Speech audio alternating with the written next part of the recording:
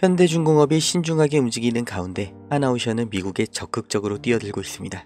하나오션은 필리조선소를 1억 달러에 인수했죠. 연간 생산 능력을 현재의 1.5척에서 10척으로 확대할 계획도 밝혔습니다.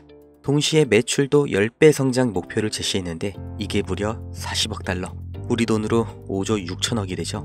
하나오션 USA에도 1,500억 규모의 유상증자를 단행하면서 미국 현지화 전략을 강화하고 있습니다. 트럼프 행정부 출범만을 염두에 뒀던 게 아니라 미국 조선업의 쇠퇴를 오래전부터 주시해왔고 트럼프 대통령 취임 훨씬 이전부터 중장기적인 관점에서 이미 준비를 해왔었다고 말하고 있죠. 실제로 필리조선소 인수는 작년 12월에 진행됐습니다. 하나오션이 그려온 그림, 그리고 지금의 글로벌 정세를 보면 가닥이 잡히는 게 있죠. 95년 전에 있던 보호무역주의가 부활하고 있다. 장기적인 글로벌 경기 침체가 올 거다. 이런 위기 속에서 왜 조선주는 주목받고 있을까요? 우리는 과거의 흐름에서 그 확실한 답을 찾을 수 있습니다. 1930년 미국이 경제공황을 타파하기 위해 자국 산업을 보호하겠다는 취지로 스무트홀리 관세법을 만들면서 2만 가지 이상의 수입품에 관세를 부과했습니다. 평균 관세율이 40%부터 시작해서 2년 뒤에는 60%까지 올랐죠. 당연히 영국과 프랑스 등 당대의 강대국들이 반발하면서 보복 관세를 때립니다. 그 결과로 세계 무역이 붕괴되고 경제의 대공황이 생겨난 거예요. 이때 전 세계가 배웠죠. 보호무역이라는 게 전 세계의 경제를 침체시키는구나. 그래서 1947년 가트가 출범하면서 관세 철폐가 시작됩니다. 그리고 1995년 다들 아시는 세계무역기구 WTO가 창설됐죠. 이후 2000년대 시끄러웠던 한미 FTA 등 세계적인 자유무역으로의 흐름을 우리는 모두 겪었습니다. 그리고 이 사이에 경공업에서 중공업, 그리고 반도체로 이어지는 제조업의 테크트리를 완벽하게 완성한 대한민국, 그리고 이걸 그대로 따라한 중국이 엄청난 경제성장을 이룰 수 있던 겁니다. 중국은 여기에 13억이라는 내수시장까지 더해져서 말 그대로 전 세계의 공장이 된 거죠. 그리고 이런 흐름이 불만스러운 게 바로 미국인 겁니다. 제조업, 그 중에서 기술집약 산업은 동북아시아, 그 아래 산업은 동남아시아로 넘어가면서 산업, 다시 말해 일자리를 다 빼앗겼다고 생각하는 거죠. 그걸 되찾아오겠다고 말을 하는 게 미국의 서민들의 마음을 대변해 주는 게 바로 트럼프인 거예요.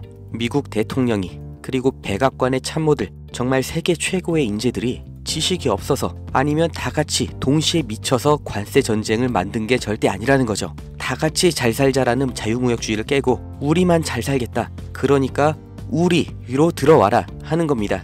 25년 4월 2일 트럼프가 해방의 날 선언을 합니다. 세상에서 가장 힘세고 자유로운 미국이 어떤 해방을 말하는 걸까요? 경제 해방, 바로 다 같이 잘 살기 위해 제1강대국이 품어야 했던 희생, 바로 국가 부채로부터 해방하겠다는 거죠. 이게 과연 성공할 것인가는 알 수가 없지만 이 일련의 흐름의 결과, 이건 우리가 확실히 알 수가 있고 실제로 지금 눈앞에 닥친 일입니다.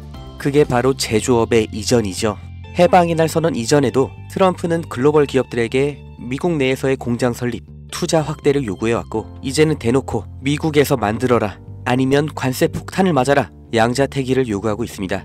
그러나 현실적으로 이게 얼마나 갈지, 그 결과가 어떻게 될지 예측이 안 되는 관세 전쟁이기 때문에 정말 모든 기업이 미국으로 가는 건 불가능하죠.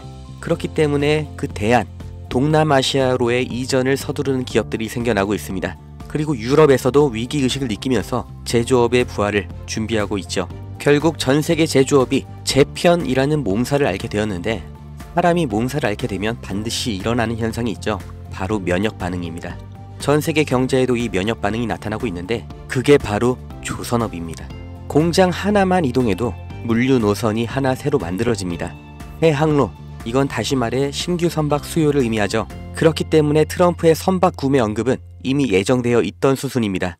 아니, 이미 알고 있었기 때문에, 본인이 할 거기 때문에 해방의 날 전부터, 그리고 지금도 중요하게 언급을 하고 있는 거죠.